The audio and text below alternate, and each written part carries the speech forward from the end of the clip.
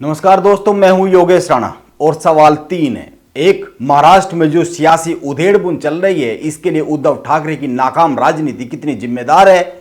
क्या उद्धव ठाकरे का हिंदुत्व की लाइन से हट जाना इसके लिए बड़ी वजह है, जैसा कि मीडिया एक परसेप्शन बना रहा है? या फिर भाजपा अपने बिछाए जाल में कामयाब हो रही है और एकनाथ शिंदे केवल मोहरा मात्र है? आइए बात को शुरू करते हैं। महाराष्ट्र में जारी सियासी उधेड़बुन पर ताजा हालातों पर बात करने से पहले कुछ अतीत को समझ लेते हैं। 28 नवंबर 2019 को मुख्यमंत्री पद की शपथ लेकर उद्धव ठाकरे ने महाराष्ट्र की राजनीति में कई सारे खास मुकाम हासिल किए थे, कई सारी खास बात कायम की थी। एक, वो ठाकरे परिवार के संवैधानिक पद पर बैठने वाले पहले व्यक्ति बने। उसके पहले ठाकरे परिवार में से किसी ने भी कोई चुनाव नहीं लड़ा था।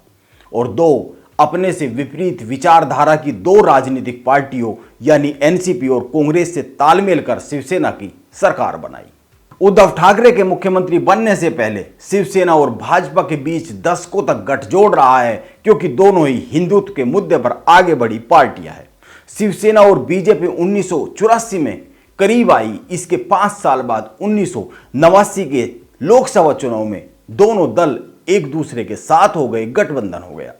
लेकिन इस सब के बीच बड़ा सवाल यह है कि उद्धव ठाकरे विपरीत विचारधारा की पार्टियों से गठजोड़ के कारण राजनीतिक तौर पर चित हुए हैं या फिर कोई और बड़ा कारण है। इसको इस तरह से भी समझा जा सकता है। पहली बात, उद्धव ठाकरे मुख्यमंत्री तो बन गए, लेकिन इसके बाद भी उन्होंने खुद को घर से बाहर नहीं निकाला। उद्धव ठाकरे ने अधिकतर कैबिनेट बैठकें वीडियो कॉन्फ्रेंसिंग के जरिए की। वो बहुत कम मंत्रालय में गए, सरकारी आवास में भी वो बहुत ही कम रहे हैं। वो अपने निजी बंगले में ज्यादातर समय रहे हैं। कुल मिलाकर यह कह सकते हैं कि उद्धव ठाकरे की सरकार में फिजिकल विजिबिलिटी नहीं के बराबर रही है।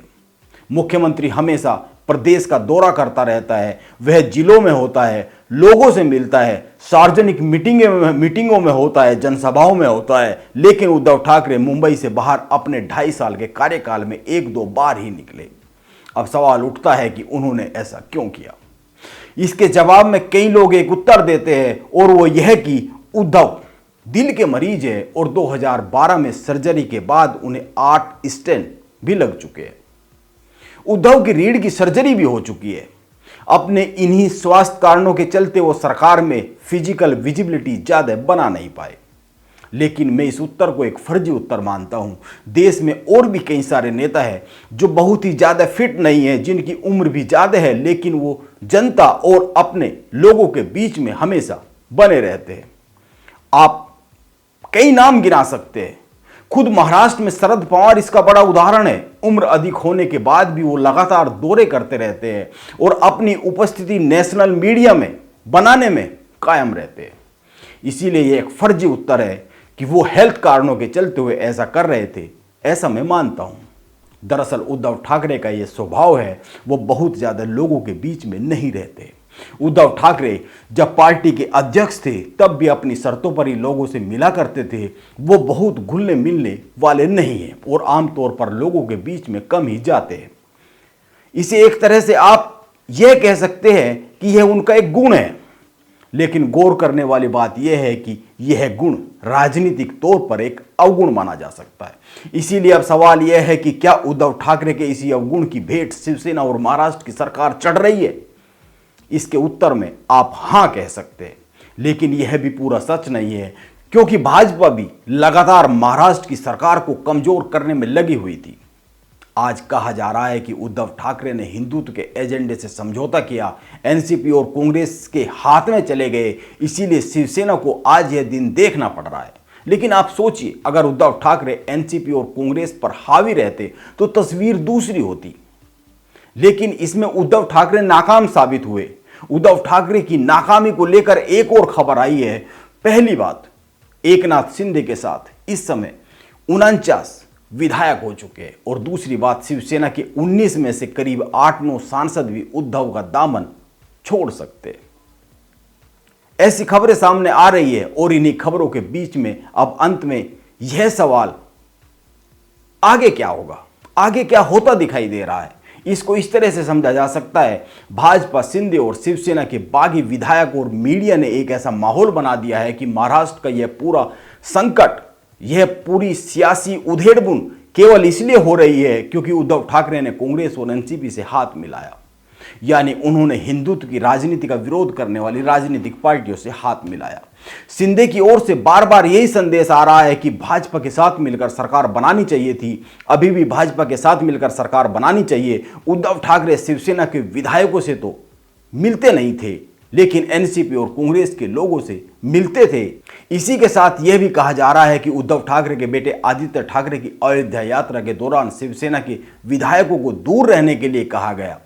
यानी कुल मिलाकर यह परसेप्शन तैयार किया गया है कि हिंदुत्व से दूरी और हिंदुत्व विरोधी पार्टियों से नजदीकी कारण उद्धव ठाकरे इस सियासी संकट में घिर गए हैं और शिवसेना पर यह अभूतपूर्व संकट आया है। इसीलिए अब केवल एक ही राह बचती है, या तो उद्धव ठाकरे भाजपा से हाथ मिलाए, नहीं तो एकनाथ शिंदे शिवसेना में उधेड़ बुनकर भाजपा के साथ चले जाएंगे। इसीलिए एक ही विकल्प है और वो यह है कि भाजपा प्लस शिवसेना या फिर भाजपा प्लस एकनाथ शिंदे की शिवसेना। यह बात सही है, ऐसा माना जा सकता है कि मौजूदा दौर में केवल यही विकल्प बनता हुआ दिख रहा है, क्योंकि शरद पवार ने भी हाथ पीछे खींच लिए है और कांग्रेस की तो हालत आप पूरे देश में देख ही सकते हैं। वो केवल और केवल पूरे देश में राहुल गांधी को बचाने में लगी हुई है। हालात कुछ ऐसे हैं, लेकिन जैसा कि मैंने शुरू में सवाल किया था कि महाराष्ट्र की मौजूदा स्थिति के लिए कौन ज्यादा जिम्मेदार है, मैं इसके जवाब में केवल यह कह सकता हूं कि उद्धव ठाकरे की राजनीतिक नाकामी और भाजपा के लगातार प्रयास के कारण महाराष्ट्र का यह मौजूदा सियासी संकट पैदा हुआ है। उद्धव ठाकरे शिवसेना की ओर से मिली जिम्मेदारी को ढंग से निभा नहीं पाए।